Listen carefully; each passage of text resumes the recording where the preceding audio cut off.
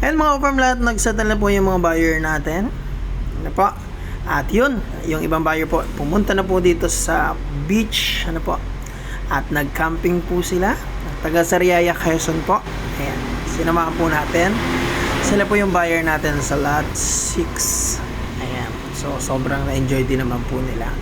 Kaya lang low tide po nila nabutan. Ano po? Yun. Ang sarap po ng mga pagkain nila. Grabe, dami ko nakain dito. Ayan. So, syempre, papahuli ba natin ng buko? Syempre, kukuha natin sila ng buko para mas ma-enjoy nila yung probinsya. Ayan, kukuha tayo mga ka-farm lot. Ayan na. So, dagdagan natin yan. So, ayan mga ka-farm lot, ito muna yung ating background music.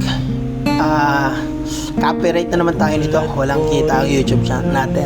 Pero okay lang. Ang ganda kasi ng music. Talagang mas ma-enjoy natin yung probinsya. Magbubuni-buni.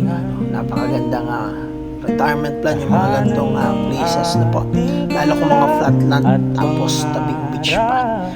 So ayan, may mga available pa dito mga ka-farm lot. Dalo na lang. Paunahan na. So ayan mga ka-farm lot. Lumilipas ang panahon, kabiyak ng ating gunita,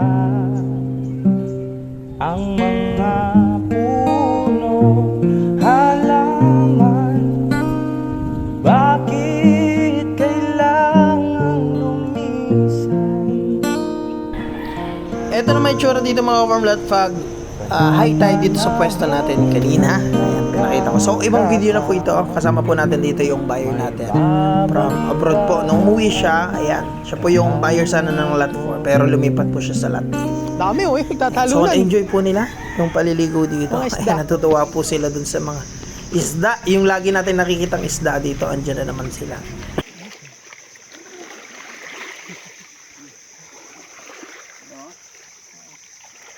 Dami. Hindi tumatalo niya ito kanina. Hello Ma'am Kat. So ito po yung pwesto na napili nyo. So mula po yun dyan. Ano po? Hanggang dito. Yan. Yan po nasasakupan. Sakop nyo po yung talisay na yan. Yan. Yan. Itong mangga, sakop nyo. Yan. Itong kakapalan po ng niyog. At yan, may sagingan dyan. Yan. Lot 4 na po ito. Napakaganda ng lot 4.